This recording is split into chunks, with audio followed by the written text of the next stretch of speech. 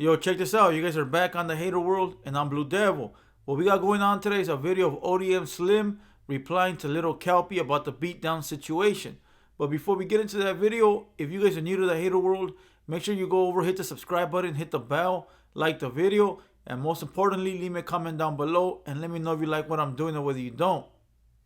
And salute to all my day ones. You guys already know, nothing but love. But check this out. Everybody was coming at ODM Slim for not backing up his employer, little Kelpy, because since he went to No Jumper with Kelpy, we all looked at ODM Slim as the manager. But I guess he is not the manager, and he's coming out speaking about the situation. But check this out. For those that already know what time it is, this white background, it's about to be gone. You might hear an echo in this room right now. The lighting might be off. Salute to everybody for holding it down with me while I figure this situation out. But with no further ado, let's get you guys a Southsider's reaction. Let's go. What's the deal, YouTube? It's your boy ODM Slim, man. I want to talk about the little Jinx situation, right? Where the little Jinx interview and all that, man. Listen, man, guys. All right. We'll just say the Jinx interview, not even on no jumper shit, right? If you guys haven't watched the video Drinks with Jinx, that's the black dude that went over on the he was over at American Cholo.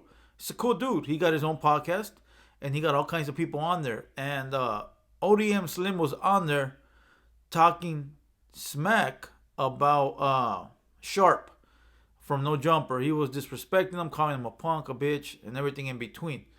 A coward, and now he's gonna clear that up as well. I think so.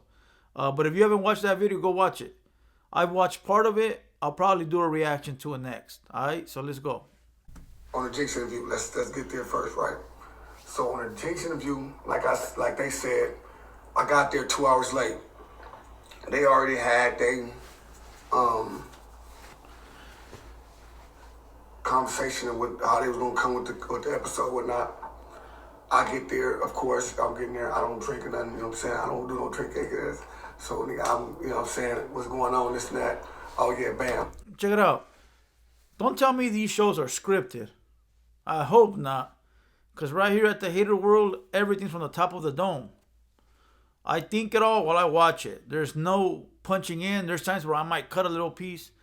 But the reason I cut it is because I say some things that I regret later saying. And therefore, not because I'm scared, but for the reason that I don't want to hurt nobody's feelings. So I should say, you know what, fuck it, I'm going to cut that out. You know.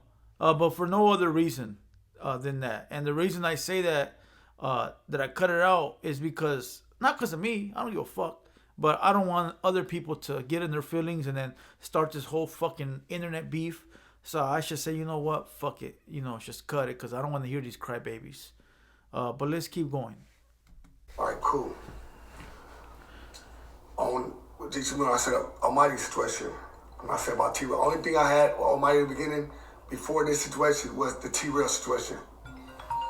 T-Rail situation, it was 100 Crips. One of the different niggas called in about cuz. Asked T-Rail. It's just simple.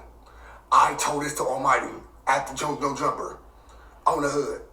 So everything I was saying on that episode, I told him. You doing all this. You stay in this lane, you doing too much. All the shit I said, bro, I told, bro. We didn't sit there talk for 20-some minutes just for no reason. Or, you know what I'm saying? So, like I said, I just got there, and like I told him, like, man, listen, nobody gonna do nothing to you, cuz nothing. Stay professional on the dead homies. Now, if nigga got that you professional cut nigga out of this lane, my nigga, don't trip. I got you. Relax. He's talking about Kelpy right there. He goes, listen, just keep it professional. Ain't nobody gonna do shit. And that's the way it should always be. You shouldn't get out of your character. Listen, I tell people all the time, if you meet me in a business setting, we gonna do business. And if the business doesn't come out good, then take my ass to court. Let's handle it in a business setting. But if I meet you on the street and I'm like, hey, my name is so-and-so from so-and-so, and we don't we don't mingle right, or there's some going on where bad business, or then we could take it to the streets. Then we can pull out the heats, call the homies, and do whatever the fuck you want to do, you know. But if I meet you as businessmen, and I don't tell you where I'm from or none of that, and we're just business doing business, that's where it stays. You know, you contain that shit within that business box. And so what ODM was telling Kelpy was like, look, as long as you keep it professional and you only keep it business, where you don't disrespect his gang, you don't disrespect his set, or call him out of his name, or talk about his mom, then you should be cool. Almighty should know that, hey, as long as it's professional, fuck it. But once you overstep that boundary where you disrespect my gang, my mom, my dead homies, or whatever you want to disrespect thinking it's fun and games, then listen, you no longer are keeping it professional with me. Now I'm going to beat the living dog shit out of you for trying to think that you can play me. You know? And ODM gave that young kid some great advice right there. But that young kid, being so damn young, probably thought like, look, I'm going to say whatever I want. They ain't going to do shit to me. Well, you were wrong, my boy. Don't forget, I tell people all the time, listen, I do a lot of business, right? And I meet people that try to test me sometimes. And because I meet them in the business setting, I'm always professional. You know, sometimes they get out of line and try to talk shit, right? And I've had to tell a few people, look, don't think for 1 second that because I'm not getting loud with you, that you can fucking punk me, bro, because I haven't been always sitting behind this desk. I'll jump over from this desk and fuck you up right here in front of everybody. You know, but a lot of people think they can test you because either you're not barking or either they're just talking all this shit and you're taking it, you know. But it gets to a point where it's like, keep going, you know. And eventually they get punched in the fucking mouth. So salute to ODM for putting that young kid on game. But let's go. Stay professional. Now, if they doing too much, you know what I'm saying, it's not whatever, don't trip. Stay professional. You know what I'm saying? All that you want to get it, because in the interview, right, he said that he want Almighty to hit him. So once the cameras went off, fuck the cameras, we on camera, we doing whatever, I'm loaded, we talking our shit. Once the camera go off, I tell him, bro, don't let nobody hit you, bro. No, that's not the way to go. If that's the way you trying to do it, bro, don't even think about fighting. Don't show shit. Don't let nobody hit you, bro. That's not how we rocking. So was Kelpy planning this whole shit all along? Somebody left a comment down below and said that, what if Kelpy planned getting punched to get a bag? Now it seems like that's the plan all along. Let's keep going. Said in the episode, I don't want, you know what I'm saying, but I'm gonna hit him. I'm gonna hit him. He'll hit me. So I'm telling him, no, that's not it. for sure. Because nigga, I've been doing a lot of shit to just think I'm gonna just go to, oh yeah, and I'm gonna see this, take Kelpy and say, fuck it. I'm gonna see this situation. I'm gonna say, fuck it. I'm gonna just start fighting for anybody in the world. No. My thing was to give him the smartest advice. So what you want to do is give him advice. Look, that ain't the way to go. If you go in there, you're going to be professional, you listen to that woo-woo-woo. If you go in there on some bullshit, let me know. You know what I'm saying? We can, you do some bullshit, nigga, we can, it's up, you up. You know what I'm saying? You're going to make it go up or whatever. He say, I'm being professional. I want them to post it. Damn. So Kelpy played this fool too. This fool straight said right now, Kelpy, check this out. If you're going to go in there on some bullshit, let me know so I can grab my heats. Put me up on game so I could be ready. You know? And Kelpy said, nah, I'm going to keep it professional. That's why if you watch the no jumper situation when they were fighting, it took a while for ODM to walk up. I guarantee you he wasn't watching the interview. I guarantee you he was walking around. And when he heard the commotion, he probably, ran over there like everybody else did. Why? Because he probably wasn't thinking about them fighting, because he had asked Kelpy, yo, just make sure you let me know if you're going to go in there on some bullshit. So Kelpy got beat up for being a dumb fuck. At this point, he sounds like a fucking retard.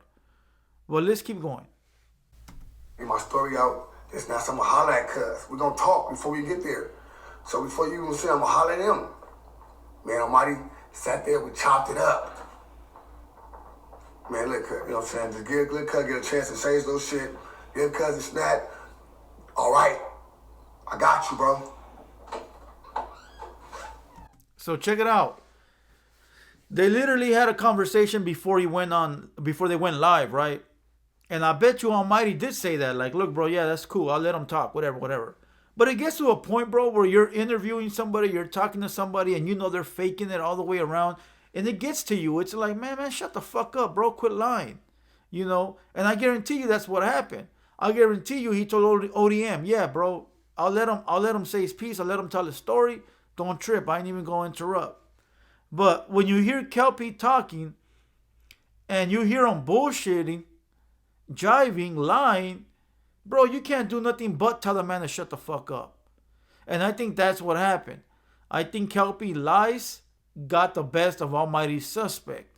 So you can't say that Almighty was in his feelings. But then again, bro, when somebody is faking the funk, bro, and they're trying to portray to be something that you are, that you put in the blood, sweat, and tears for, it don't sit well with you, my boy. You want to punch that fool in his fucking mouth. And luckily, Kelpy ran his mouth to where he asked for the beatdown, you know? So you can't blame him. But let's keep going. I'm not going to be the one to do this. I'm not going to be the one to do that. For sure. For sure. You know what I'm saying? For sure. That's cool. That's what I'm saying. Just don't, I'm going to keep, you know what I'm saying, we're going to talk our shit. But as long as he don't keep, you know what I'm saying, with the other shit, we straight. Bam. That's why I'm Kelpy gonna be here. I want just him to talk, because he just say, oh, this, that, you shouldn't just, no, it's cool. We pop with our shit on podcasts, on Crib. Dead homies. And when I got to that man's face, I popped our shit with him. Me and him. Like I said, Adam asked, like, what's y'all good? Y'all good? You know what I'm saying? Nah, we good, bro. We just getting this off. You know what I'm saying? I'm just letting him know how I feel on this real shit. And I swear to God, he's sitting here like this, hand right back, hey, listening, taking everything in. Look, bro, for sure, I understand. I respect that, big bro. You know what I'm saying? Look, all it is with him, this and that, I feel this and that, I was the one. You know what I'm saying? So all that, like I said, yeah, I call him coward. I felt it was cowardness if somebody call somebody first, tell them all this other stuff, and then get them on a podcast to destroy them. I was cowardice. On the hood, you tell me. Now he's talking about Sharp. Listen, he's going a whole different route. This fool doesn't know how to keep the conversation on track. Shout out to ODM. But come on, my boy, you can't just jump from talking about one thing to the next. You lose motherfuckers. Right before what he said right here, simply, I'm going to put it to you guys in layman's terms, all right? He told Kelpy to make a right, and Kelpy went left, okay? There's no other way to put it. He gave Kelpy all the advice, put him up on game, told him, look, let's go this way, all right? Kelpy said, yeah, let's go. And when ODM looked that way, fucking the little white kid was already running that way, okay? So he got what he deserved. He got what he wanted. He got what he was looking for. Now he goes on to talk about Sharp and the first interview, but listen, I'm not going to touch on that on this video. We'll touch on that on the next one. We'll leave that. We'll make a part 2, so stay tuned for that one.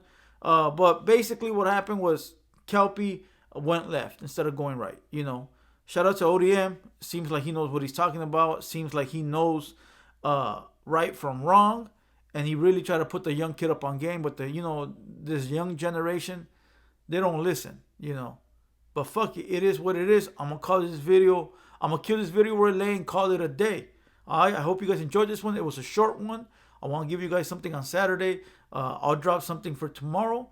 And then we'll take it from there. But other than that, salute to my day ones. I'm Blue Devil. It's been a TheHaterWorld production.